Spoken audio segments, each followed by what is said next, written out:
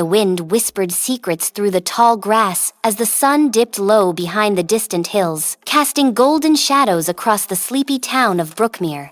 Birds fluttered from tree to tree, chirping their final songs of the day, while the scent of warm earth and honeysuckle filled the air.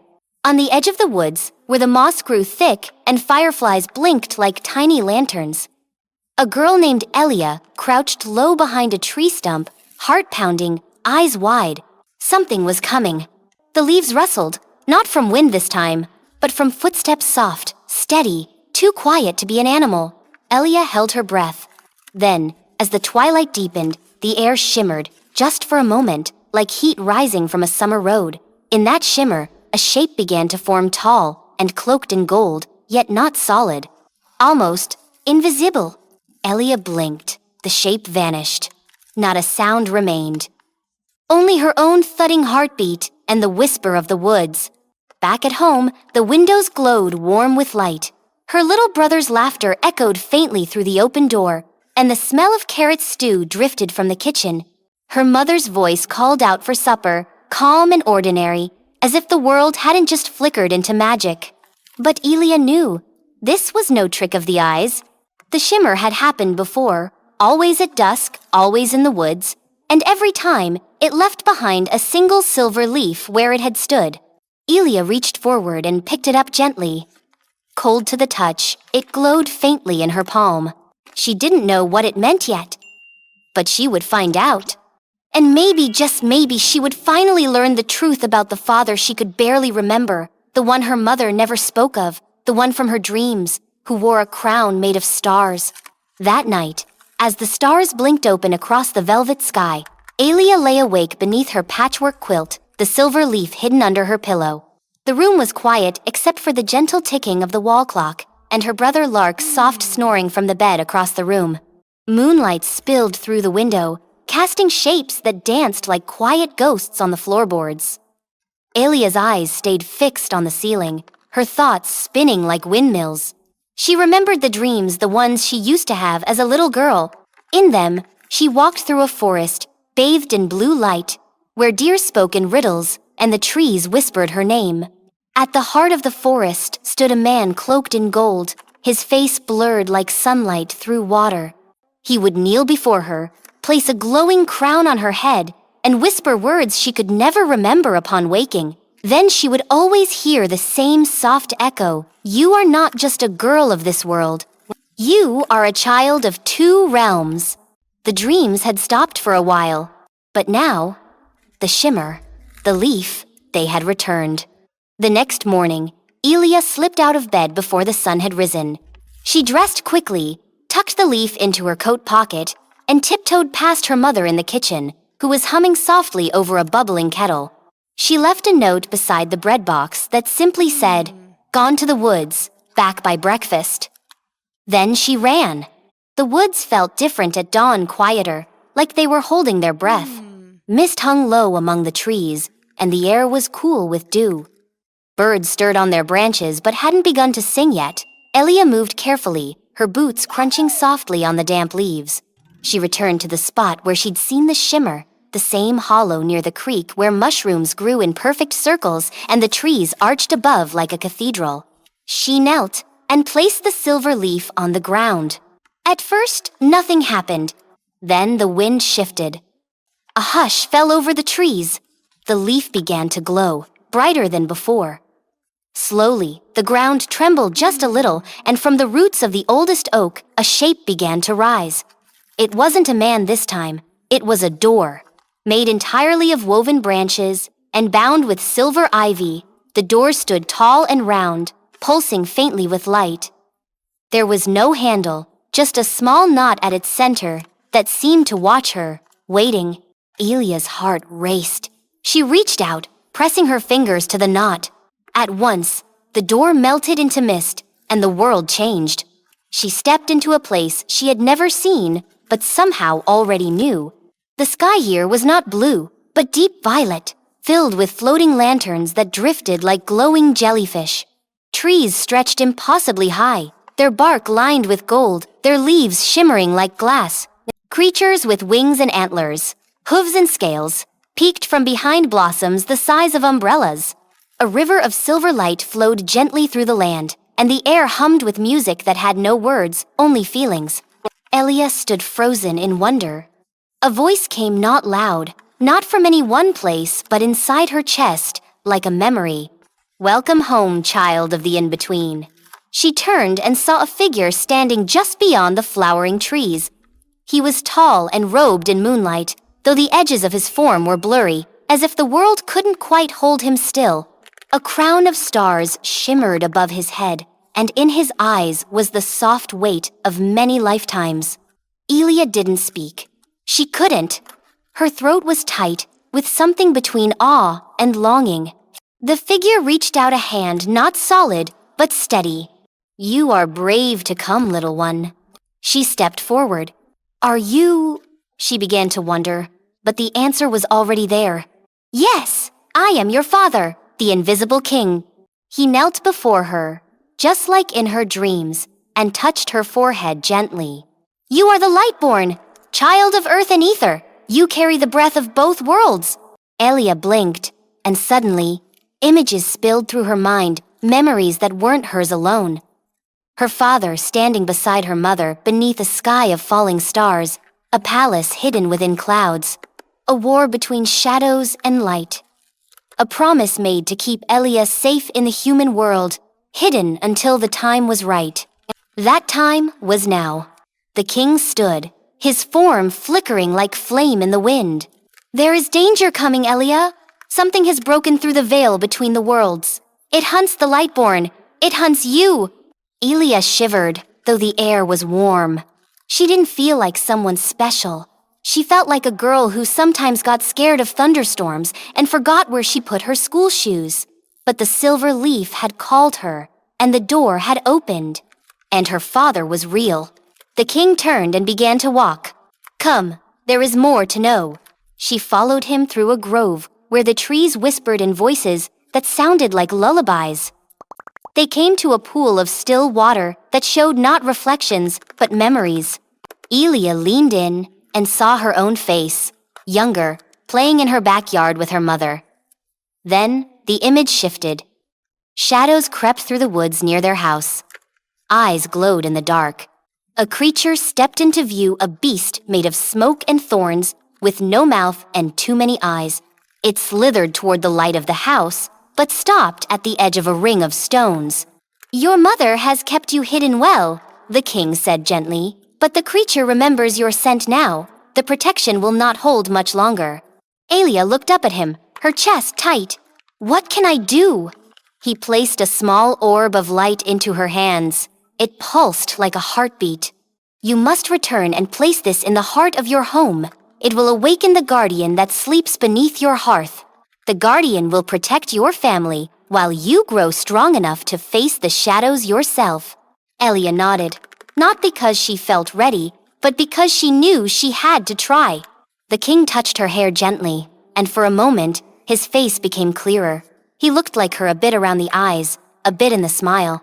"I am always near, though you may not see me. The bond of light is never broken." Then the wind rose, the trees shimmered, and the world folded in on itself. Elia found herself kneeling once more in the hollow by the creek. The silver leaf now crumbled to dust beside her. In her hands, the orb of light still pulsed, steady and warm. Above, the sun had risen fully. Birds sang. The normal world had returned. But Elia knew nothing would ever be quite the same again. She had seen the world beyond the veil. She had met her father, the invisible king, and something inside her had begun to wake. That evening, as twilight brushed the rooftops of Brookmere, Elia stood at the threshold of her home. The orb of light clutched tightly in her hands. It glowed softly beneath her coat, a hidden star against her chest. Inside the house, everything was the same, lark building towers with wooden blocks, her mother stirring soup and humming, the scent of rosemary and carrots filling the air. But the shadows outside had changed. The wind blew colder now, sharp and searching. Somewhere beyond the hedges and tall grass, something watched. Elia could feel it, its hunger, its patience. It waited just beyond the edges of light, curled in the spaces between heartbeat and silence. The orb pulsed gently, as if it sensed it too. She stepped inside, closed the door, and locked it. Her mother looked up from the stove, smiling in the warm glow of the kitchen lamp, but paused when she saw Elia's face. There was a silence between them, then brief, but deep, as if they both understood something unspoken. Her mother's eyes, gentle and tired, flicked to the pocket of Elia's coat. She gave the smallest of nods. Elia moved quickly. She knelt beside the fireplace, which hadn't been used since last winter. She cleared away the kindling and old ashes, exposing the smooth stone floor beneath. Taking a deep breath, she placed the glowing orb at the very center and stepped back. For a heartbeat, nothing happened. Then, the hearthstone shuddered. A crack formed across it, not a break, but a seam, as if it had always been meant to open. Light spilled upward, golden and swirling, and the orb sank slowly into the ground. The crack widened. A soft wind rushed through the house, not cold, but strong rustling curtains and papers, setting the wooden blocks clattering to the floor. Lark squealed in surprise and clutched a blanket. Her mother stepped protectively between them, watching. From the light, a figure emerged. It wasn't tall or grand like the king. This figure was squat and round, made of stone and flame. It had gentle, glowing eyes and leafy antlers. It looked almost like a bear carved from the heart of the earth. It blinked once, deeply, then bowed its great head toward Elia. The guardian had awakened. At that moment, the wind outside died completely. Then came the silence, the kind of silence that makes the hairs on your arms rise. A stillness too deep for safety. And then came the knock. It wasn't loud, just 3 slow, heavy taps at the front door. Elia turned, heart thudding. The guardian stood still, its body humming faintly, ready. The knock came again. Her mother moved toward Lark, pulling him close. The room seemed to hold its breath. Elia stepped forward. She opened the door. There was no one there. Only darkness. No stars. No moon. Just a wall of shadow, as if the night itself had thickened into something alive. Then from the blackness, 2 eyes blinked open, colorless, glinting like wet stone. No face, no mouth, just those eyes, watching her. The creature from the pool's vision, the shadow beast. Elia stepped outside. The guardian rumbled behind her, stepping into the doorway, heat pulsing from its form. The creature didn't move. It seemed to study her, scenting the air. Elia's knees shook, but she stood tall. She thought of her father, of his warmth, his words. She remembered the light in his eyes and the way he'd said the bond could never be broken. She held that memory like a lantern in her heart. The shadow creature stepped forward, slow, its limbs curling like smoke. With each step, frost spread across the ground. Elia's breath came in puffs. Her hands trembled, but she did not run. The guardian let out a deep growl. Flames rippled across its stone shoulders. Still, the creature came. And then Elia saw it. In the frost spreading toward her feet, there was a line it could not cross. A thin circle of golden moss and silver pebbles, the old boundary ring her mother had made years ago, when Elia was just a baby. The protection still held. Barely. The creature stopped at the edge, twisting, searching. It let out a low, shivering hiss, a sound like branches snapping under ice. Elia stepped closer, just to the edge of the ring. The guardian moved with her. She spoke then not with her mouth, but with her light. She imagined her voice as a beam of warmth, reaching out, pushing back the cold. "This is my home. You cannot have it." The creature snarled, rising tall like a wave. The guardian roared. A blast of golden flame shot forward, not to harm, but to force the creature back. The light struck the shadow, which screamed not loudly, but with a dry, scratching sound, like wind howling through broken things. It retreated slowly, unwillingly melted into the dark. And then, silence. Elia stood shaking, the heat from the guardian keeping her upright. The night seemed to breathe again. A few stars reappeared above the trees. The wind returned, gentler now, carrying the scent of pine and wood smoke. The door closed behind her with a soft click. She turned. Her mother was kneeling with Lark, tears in her eyes. Not from fear, but from something older. Relief, pride, love. The guardian stepped back to the hearth, curling around the glowing stone where the orb had vanished. Its eyes blinked once, and it began to fade, becoming part of the fireplace once more. Just before it disappeared completely, it looked at Elia with a soft hum of approval. She whispered thank you with her heart. The fire crackled to life. Warmth filled the room. That night, Elia sat beside her mother on the couch. Lark had fallen asleep on her lap. Outside, the shadows no longer lingered at the windows. The circle of protection held strong. The light within their home burned brighter than ever. Elia touched the pocket where the silver leaf had once been and knew her journey wasn't over. But the first battle was won. She had faced the dark. She had stood her ground. And she had not stood alone. In the days that followed, the world outside returned to its gentle rhythm, birds nesting in the hedges, bees humming lazily among the flowers, and clouds drifting across the blue sky like floating castles. To the people of Brookmere, nothing seemed out of place. Children played in the park, old men watered their gardens, and dogs barked at squirrels, as if the world had never held a shadow darker than dusk. But within Elia's home, the air was different now. Not heavier, not darker, just more awake. Every morning, the hearth gave off a warmth that was deeper than fire. The guardian no longer showed itself, but sometimes Elia would hear a soft breath from within the stone, or catch a faint glow in the corner of her eye when she passed the fireplace. Lark had started leaving small drawings there, pictures of glowing bears and leafy antlers, sometimes with a starry crown perched above. He never asked questions. Somehow, he simply understood. Elia's mother spoke more now, not just about chores or meals, but about the past. In the quiet hours of evening, she would sit beside Elia and speak of the hidden world, of the old promise she had made with the invisible king, and of the light Elia had been born carrying. Her voice was soft, her eyes far away, but when she spoke of the king, her lips curved into a smile that held both sorrow and joy. Elia listened. She asked questions. She learned.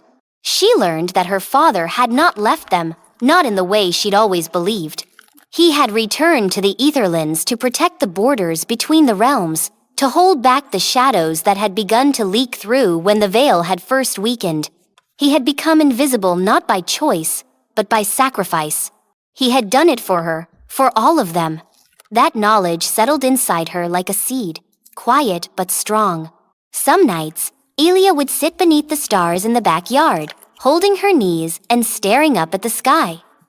She didn't cry, not exactly, but her eyes would fill with something soft and full, something like longing. She would imagine him there, just beyond the clouds, cloaked in gold, watching. And once, only once, she saw the shimmer again. Just for a second. A flicker of light between the trees. She didn't chase it this time. She simply smiled. As summer deepened, something else began to change in Elia. Not her hair, not her eyes, not even her voice, but a feeling inside her like a flame that had been lit and now needed tending. She began to notice things she hadn't before, the way the leaves rustled when she asked the trees to hush, how the birds would pause their song when she stepped outside in the morning, how her shadow sometimes glowed faintly when the moon was full. She began to understand that the light within her wasn't just something to protect, it was something to grow. And so, she began to train. Not in secret, not in grand battles or wild magic, but in quiet moments. She walked the woods barefoot, learning the names of every tree. She listened to the wind and tried to hear its stories. She stood by the creek at dusk, holding her palms open, asking the light to rise. Sometimes, it did. Her mother taught her old lullabies in a language that made the stars tremble. The guardian taught her how to feel with her whole heart, to know when danger was near, even in silence. And the dreams returned. In her dreams, she stood in the Etherlands again. The lanterns floated above her, and the trees bent low to listen. The invisible king would appear, never speaking, but always watching with warmth in his eyes. Each dream left behind a gift, a feeling, a memory, a bit of knowing. Elia kept a journal beside her bed now. She filled it with sketches and thoughts and words she didn't fully understand yet. She wrote down the dreams. She wrote down what she learned from the wind and the water. She called it her book of light. One day, she would share it with others, like her. Because that was the final truth the king had left her, with not all children of the light were born in castles or forests, or under stars. Some were born in quiet towns, in little houses with creaky floors and garden fences. Some didn't even know who they were yet. But they would, one day, and when they did, Elia would be ready to help them. Until then, she would grow. One evening, as autumn crept toward the trees and the air smelled of cider and turning leaves, Elia stood on the edge of the woods once more. She was taller now, though only by a little. Her eyes shone with something old and new all at once. She held another silver leaf in her hand, this one freshly fallen. It hadn't shimmered in the sky or appeared by magic. It had simply drifted from the branch above and landed at her feet. Still, she knew what it meant. It was time to return. Not forever, just for a while. To learn more. To prepare. She tucked the leaf into her pocket and stepped into the trees, where the moss grew thick and the fireflies danced like stars. The door would find her, just as it always had, and beyond it, her father would be waiting. She wasn't afraid anymore. She was ready. For she had come to understand something deep and true. The light inside her had no end. It was not just a gift. It was a promise. And she would carry it forward, always. For she was Elia, daughter of earth and ether. And the invisible king's light would shine through her, wherever she went.